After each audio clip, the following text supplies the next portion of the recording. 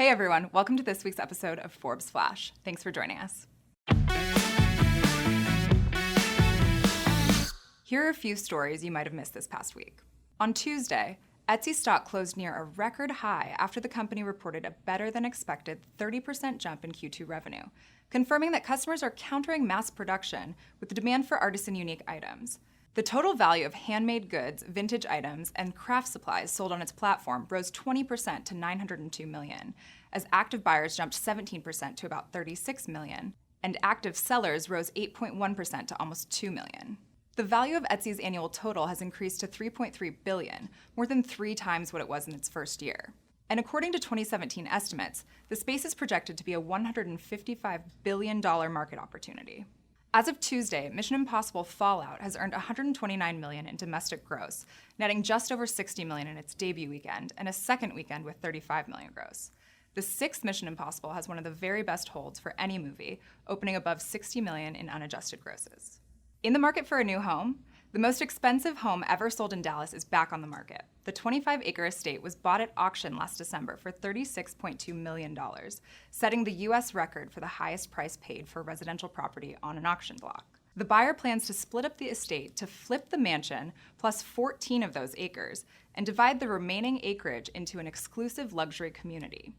The 28,996 square foot main mansion was originally designed in 1938 and features 7 bedrooms and a master suite over 3,000 square feet, with his and her bathrooms, dressing rooms, and closets.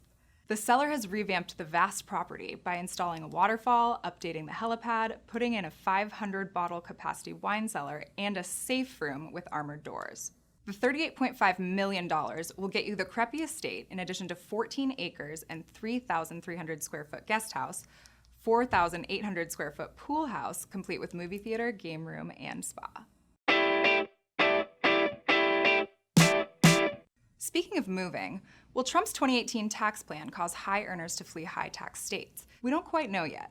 A recent report in the San Francisco Chronicle found that dozens of millionaires fled California after the 2012 tax increase, yet it didn't deter everyone from wanting to live there, and there was still a net migration to California after the tax increase. But taxes shouldn't be the only thing considered when choosing where to live. Look at the actual numbers, find out if you are able to make the same income in another location, look at the total cost of ownership and figure out if you'll be subject to higher property or sales tax, and look at the total cost of selling your home and moving. Pepsi announced Monday that Indra Nooyi will step down as CEO in October after 12 years as the company's chief executive and 24 years with the food conglomerate. Nooyi has guided the company through a challenging consumer environment. Although the namesake product Pepsi has more than a day's worth of recommendation of sugar, she reframed the product portfolio as trend-skewed healthier, and at the end of last year, those products accounted for $63.5 billion in revenue for 2017, or 50% of product offerings, up 38% from 10 years ago.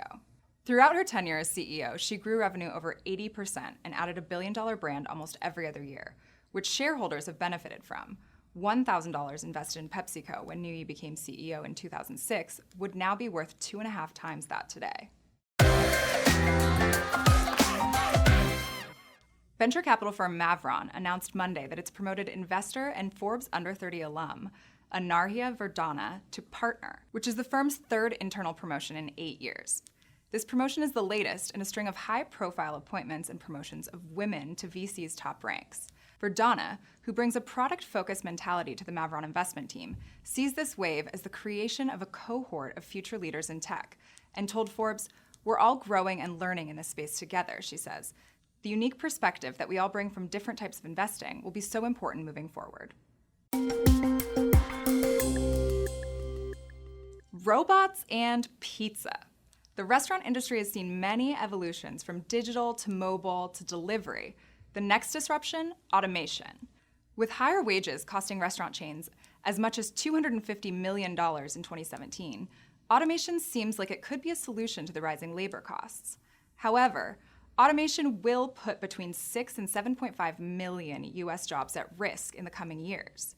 Startup Zoom is automating the pizza preparation process with its new robot Vincenzo, claiming the system can make 120 pizzas per hour.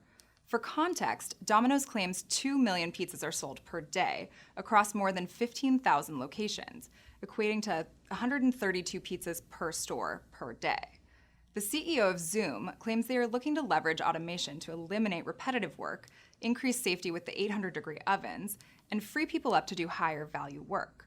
Investors are taking notice, with buzz that SoftBank is in talks to invest up to $750 million in the company.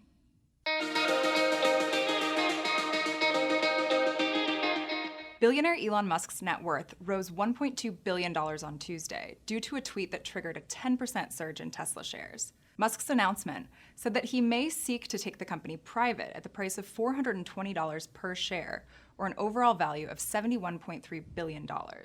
The tweet sparked speculation from the U.S. Securities and Exchange Commission, who questioned why he chose to make the announcement over Twitter, triggering a review with the stock regulators.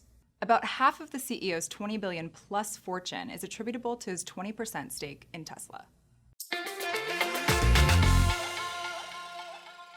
New York City will be the first major city to limit the number of Uber, Lyft, and other rideshare vehicles. After years of negotiation and pushback between New York City lawmakers, ride-hail companies, and driver groups, the city has chosen to cap the number of for-hire vehicle licenses it issues to Uber and other similar services.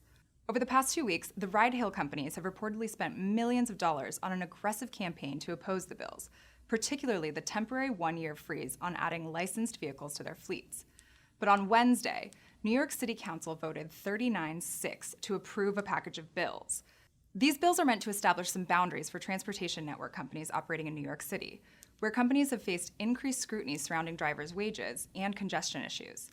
During the temporary freeze, the city will conduct further research on the industry, which has seen the number of professional drivers more than quadruple in New York City over the past few years. Thanks for joining us. Tweet us your feedback using #ForbesFlash, and we'll see you next week. Tune in every Friday morning, same time, same place.